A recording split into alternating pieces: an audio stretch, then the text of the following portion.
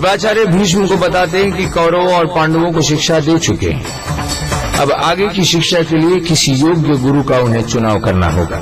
वहां वन में खेलते हुए कौरवों और पांडवों की गिल्ली कुएं में जा गिरी। वो समझ नहीं पा रहे थे कि गिल्ली को कैसे कुएं से निकाले। तभी एक अपरिचित ब्राह्मण वहां आए और उन्होंने एक पर एक तिनके मारकर गिल्ली को बाहर निकाल दिया।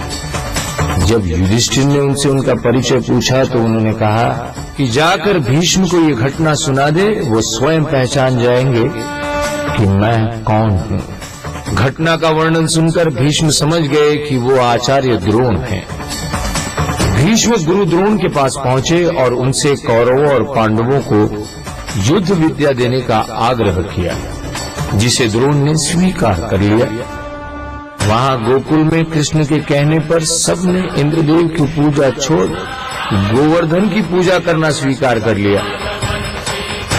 इंद्र को जब नारद द्वारा ये समाचार मिला तो वो क्रोधित हो गए।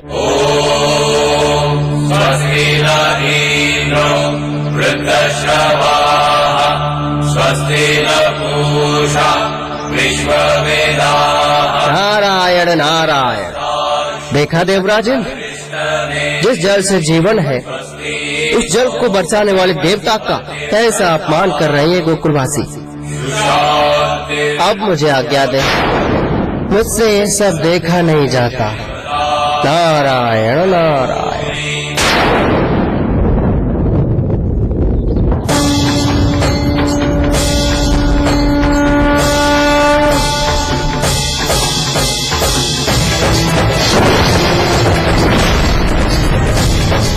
इन तुच्छ मनुष्यों का ये साहस कि उन्होंने इंद्र को चुनौती देने की कोशिश की, इसका दंड तो इन्हें अवश्य मिलेगा।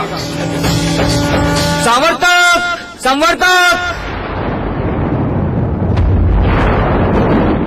संवर्तक, तुम हमारे प्रलय लाने वाले मेघ हो। जाओ अपने गणों के साथ जाकर गोकुल पर बरसते रहो, हाहाकार मचा दो, जलमग्न कर दो गोकुल की संपूर्ण धरती को। ब्रज की भूमि का कोई भी छोर पानी के ऊपर नहीं होना चाहिए। गोकुल वासियों ने कृष्ण की बातों में आकर तुम्हारे देवराज इंद्र का अपमान किया है। जाओ इन्हें उसका उत्तर दो।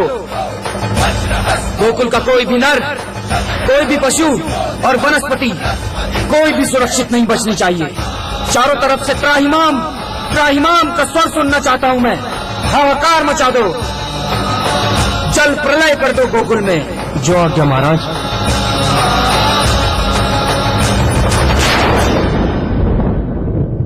कान्हा उचित कहता था, इंद्र की पूजा करना व्यर्थ है। हाँ भैया, उचित कहा आपने।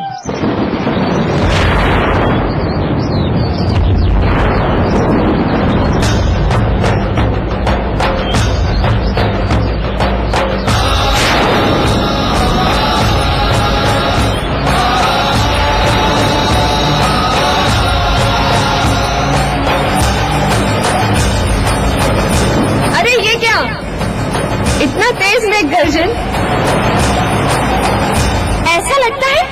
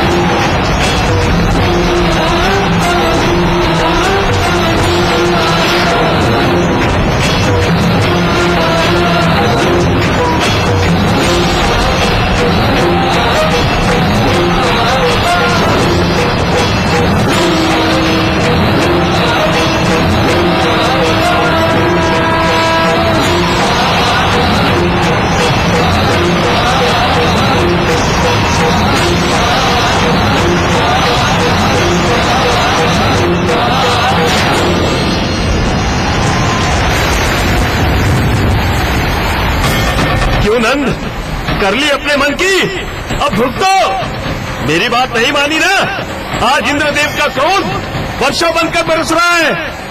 ये केवल तुम्हारे कारण है नंद, केवल तुम्हारे कारण। क्यों कृष्णा, तुमने कहा था ना कि गोवर्धन वर्षा करवाते हैं। अब कहो इसी से कि यही बचाए गोकुल को इंद्र के प्रकोप से।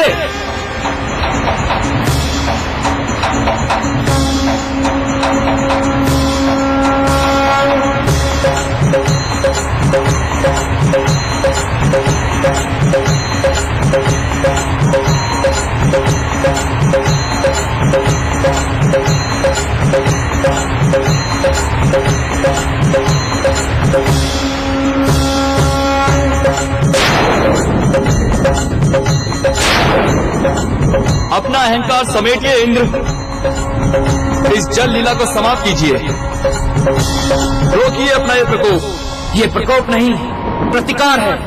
उस अपमान का प्रतिकार जो आपके कहने पर इन गोकुल वासियों ने मेरा किया है। ब्रिजवासियों ने कुछ अनुचित नहीं किया, उन्होंने उसी को सम्मान दिया है जो उसके वास्तविक अधिकारी थे। आप देवराज हो, पूजा और आहुति स्वीकारते हो, सत्य को भी स्वीकारो। सत्य तो यह है कि मेरे प्रति गोकुल वासियों की भक्ति पर आपने प्रहार किया है। भय को भक्ति समझने का भ्रम मत पालिए देवेंद्र। जिस पर मैंने प्रहार किया है वो तो ब्रिजवासियों का भय था जो टूट गया। पूजा के लिए मन में श्रद्धा आवश्यक होती है, भय नहीं। आप ये उपद्रव रोकेंगे या नहीं? इस प्रकोप का प्रारंभ मेरे अपमान से हुआ था और इसका अंत मेरे सम्मान पे होगा। प्रेम से हो तो ठीक, अन्यथा भय से ही सही। मुझे मेरा सम्मान पुनः वापस चाहिए। तो ठीक है, आप अपनी शक्ति का दुरुपयोग कीजिए, मैं अपनी शक्ति का सदुपयोग दिखाता हूं। अब तक मैंने ब्रिजवासियों का भ्रम तोड़ा था, अब आपका अभिमान तोड़ना आवश्यक हो गया है।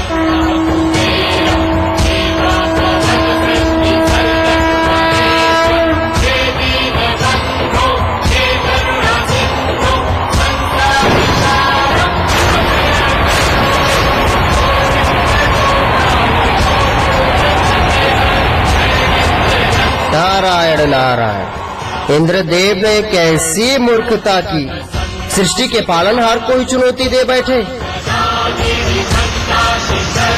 नारद जी, ये ईर्ष्या की अग्नि भी आपने ही लगाई थी।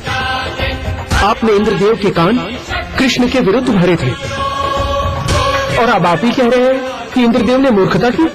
जीवन की सबसे बड़ी शिक्षा यही है, किसी पर शीघ्रता से विश्वास मत करो, चाहे वो तुम्हारा सबसे बड़ा शुभचिंतक क्यों न हो। नारायण नारायण। बोलो